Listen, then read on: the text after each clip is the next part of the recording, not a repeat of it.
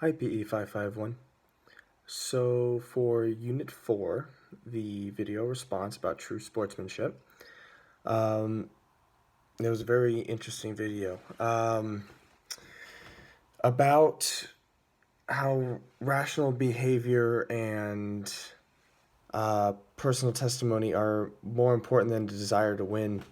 That's definitely something I developed as I am finished my career, or really I had lost it through college. I had it in high school. In high school, I was a very clean player. I would feel bad if I did anything against the rules. I was still good, but it was very I was very covert about anything if I had to stretch the rules a little bit. About holding stuff like that. Very minor things.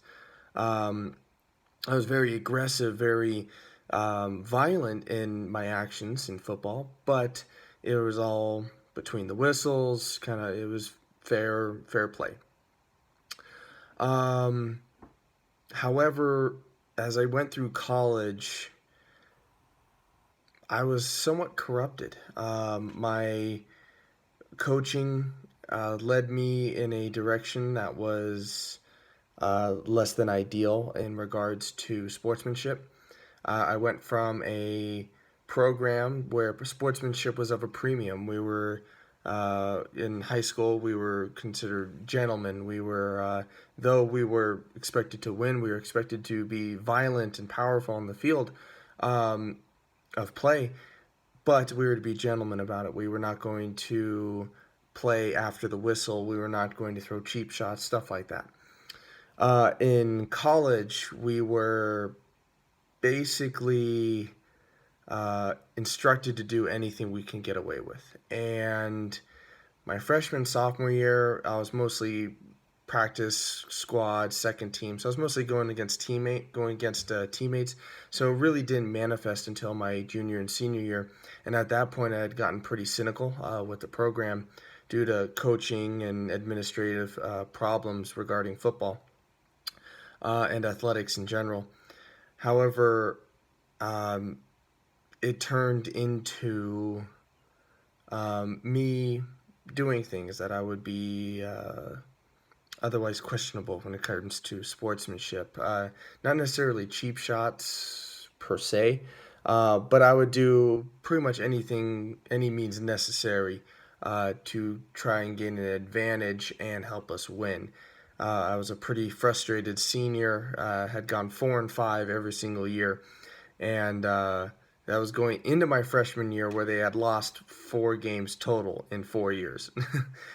So I was pretty frustrated, but that doesn't excuse the fact that I had done things that um, some would say is normal, others would say is taking it to an extreme level.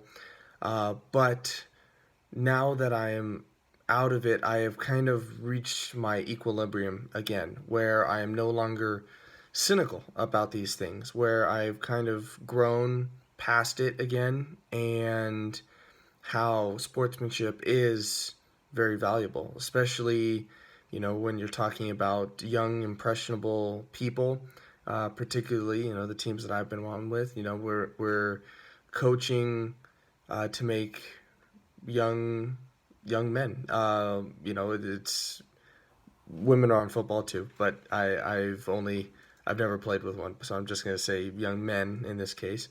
I've always been told that the coach's responsibility is to build the character of these young men, and it's hit more home now that I've coached a little bit and been around grown men playing football and everything in the NFL, and it's a weird perspective where you watch the last time I saw a true act of sportsmanship.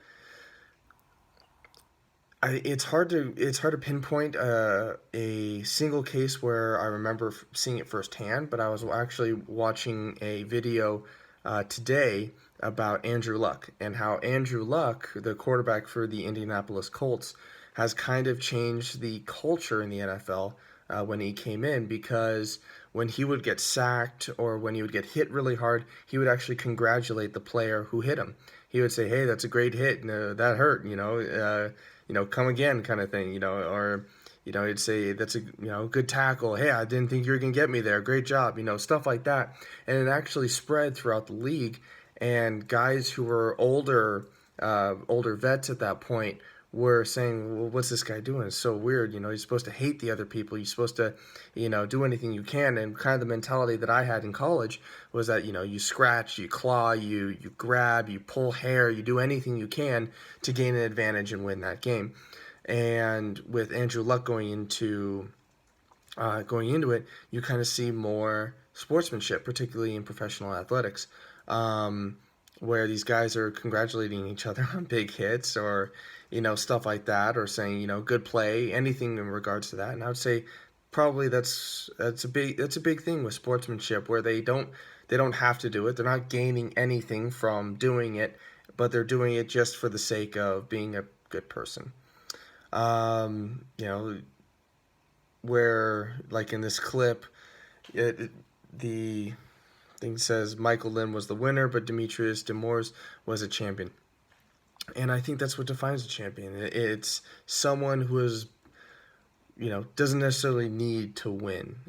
It's someone who has transcended the need to win, where they do win and they are successful at their sport or their event, but it's not this thing where they will do anything to win. They treat others as dignified humans. And I think that's a big thing leading into the next bullet. Strength doesn't come from the gym, it comes from the soul. And I think a big part of athletics is the soul. It's what you're willing to do. It's what you're um, the body can only do so much. In a football season, it's a long season.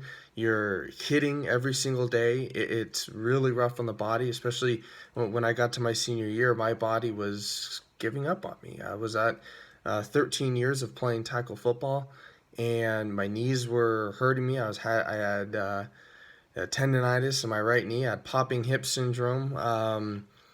Both my thumbs are sprained, my ankles are sprained, my wrists are sprained. Um, any number of things that I didn't report, who knows? But it's the drive that keeps you going. It's your soul it's your heart and soul that you put into the sport that really gives you the strength to keep going. Where your body may fail you, you keep going and you push through it. All right, thanks, guys.